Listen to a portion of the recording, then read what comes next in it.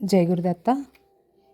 భీష్మ ఏకాదశి రోజు మనందరం భీష్మాచార్యుల వారిని తప్పకుండా గుర్తు చేసుకోవాలి. మహాభారతంలో భీష్ముడి పాత్ర చాలా ముఖ్యమైనది. అష్టవసువులలో ఒకరు భీష్మాచార్యులు. అష్టవసువులు అంటే విశ్వాన్ని సృష్టించే 8 మంది దేవతలు. వీరు అంటే వసువు అంటే సంపద, అంటే సంపదను అనుగ్రహించేవాళ్ళు ఈ వసువులు అన్నమాట. మహాభారతంలో చెప్పిన కథ ప్రకారం ఈ అష్టవసువులు ఒకసారి వనవిహారం చేసేటప్పుడు వశిష్ఠాశ్రమంలో కామధేనుని దొంగతనంగా తీసుకువెళ్తారు. దివ్య దృష్టి ద్వారా విషయం తెలుసుకొని వశిష్ఠ మహర్షి ఈ అష్టవసువుల్ని భూమిపై మనుషులుగా జన్మించండి అని శపిస్తారు.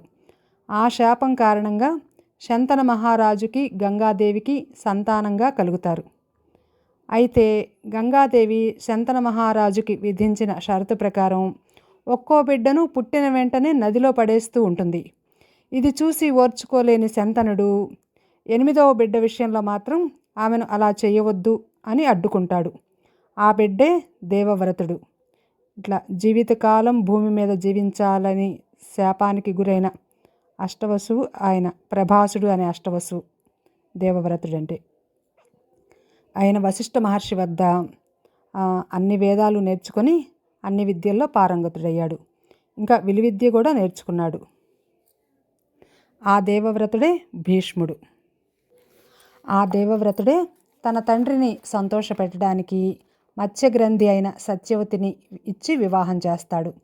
ఆ సమయంలో సత్యవతీదేవి తండ్రి అడిగిన కోరిక మేరకు సత్యవతికి పుట్టిన బిడ్డలే హస్తినాపుర సింహాసనానికి వారసులవుతారు, తాను ఆ జన్మాంతము బ్రహ్మచారిగా ఉంటాను అని తండ్రి కోసం కఠినమైన భీష్మ ప్రతిజ్ఞ చేస్తాడు. అప్పటి నుండి దేవవ్రతుడిని భీష్ముడిగా పిలుస్తారు. ఈ ప్రతిజ్ఞ కారణంగా భీష్ముడు త్యాగానికి ధర్మానికి ప్రతీకగా నిలిచాడు. తండ్రి శంతన మహారాజు భీష్ముడు తన కోరిక తీర్చినందుకు అంటే అమ్మతో ఆ సత్యవతితో వివాహం జరిపించి భీష్ముడు తన మనసులో కోరికను తీర్చినందుకు సంతోషపడి ఇచ్ఛామరణాన్ని వరంగా ఇస్తాడు భీష్ముడికి. అంటే ఇచ్ఛామరణం అంటే తాను కోరుకున్నప్పుడు మాత్రమే మరణం సంభవిస్తుంది. అలా తండ్రి కోసం వివాహం చేసుకోను అని ప్రతిజ్ఞ చేసిన భీష్ముడు తమ్ముళ్ళు చనిపోయిన తర్వాత కూడా సత్యవతీదేవి స్వయంగా ఆజ్ఞాపించినా కూడా వివాహం చేసుకోలేదు. అందుకే భీష్మ ప్రతిజ్ఞ అంటారు. కురుక్షేత్ర సంగ్రామం చివరి వరకు కూడా భీష్మాచార్యులు జీవించారు. శ్రీకృష్ణ పరమాత్మకు మహాభక్తుడై అంపశయ్యపై ఉండి కూడా భగవన్నామ స్మరణ చేస్తూ తన తండ్రి ఇచ్చిన ఇచ్ఛామరణం వరం ప్రకారంగా ఉత్తరాయణ పుణ్యకాలంలో శరీరం త్యాగం చేయాలి అని నిశ్చయించుకున్నాడు. శ్రీకృష్ణ పరమాత్మ సలహా మేరకు ధర్మరాజు భీష్ముణ్ణి ధర్మ సూక్ష్మాలు, రాజనీతికి సంబంధించిన అన్ని విషయాలు కూడా భీష్మాచార్యుల వద్ద తెలుసుకున్నాడు. ధర్మరాజు భీష్ముణ్ణి కోధర్మ సర్వధర్మాణం అంటూ అన్ని ధర్మాలలోకి అతి శ్రేష్టమైనది ఏది, ఎవరిని పూజించటం వల్ల మానవులు అన్ని శుభాలను పొందుతారు అని అడిగాడు. అప్పుడు భీష్ముడు ధర్మరాజుకి విష్ణు సహస్రనామాలు ఉపదేశించాడు. ఆ శ్రీకృష్ణ పరమాత్మను విష్ణువుగా గుర్తించి ఆ భగవంతుడి నామాలే భుక్తికి ముక్తికి మార్గము అని బోధించాడు. ఆ విష్ణు సహస్రనామాలనే మనందరము ఇప్పటికీ కూడా భక్తి శ్రద్ధలతో పారాయణ చేసుకుంటున్నాం. భీష్ముడు అంపశయ్యపై ఉండి ఉత్తరాయణ పుణ్యకాలంలో అష్టమి రోజు మోక్షం పొందాడు. ఆ రోజుని భీష్మాష్టమి అంటారు. తర్వాత వచ్చే ఏకాదశిని భీష్మ ఏకాదశి అంటారు. ఈ భీష్మ ఏకాదశి రోజు ఉపవాసం, విష్ణు సహస్రనామం పారాయణం, పూజ, అర్చన వీటి వలన మానవులు ఉత్తమ గతిని పొందుతారు అని శాస్త్రవచనం.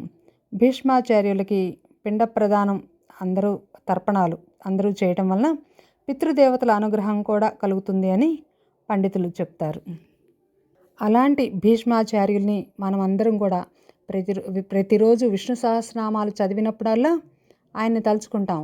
ఆయన లోకానికి అందరికీ కూడా మానవులందరికీ కూడా ఈ విష్ణు సహస్రనామాలను ఇచ్చి లోకానికి ఎంతో భక్తి మార్గాన్ని, ధర్మాన్ని అన్నీ చూపించాడు.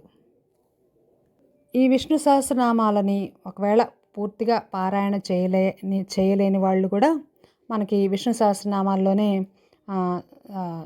పరమేశ్వరుడు పార్వతీదేవితో చెప్తాడు కదా, శ్రీరామ రామ రామేతి రమే రామే మనోరమే సహస్రనామ తస్తుల్యం రామనామవరాననే అనే ఈ శ్లోకం 3 సార్లు చదివినా కూడా విష్ణు సహస్రనామం చేసిన ఫలితం కలుగుతుంది అని. అంటే సమయం లేని వాళ్ళు, సమయం ఉన్నవాళ్ళు తప్పనిసరిగా ఈరోజు భీష్మ ఏకాదశి రోజు విష్ణు సహస్రనామాలు పారాయణం చేయాలి. శ్రీ గురుదత్త.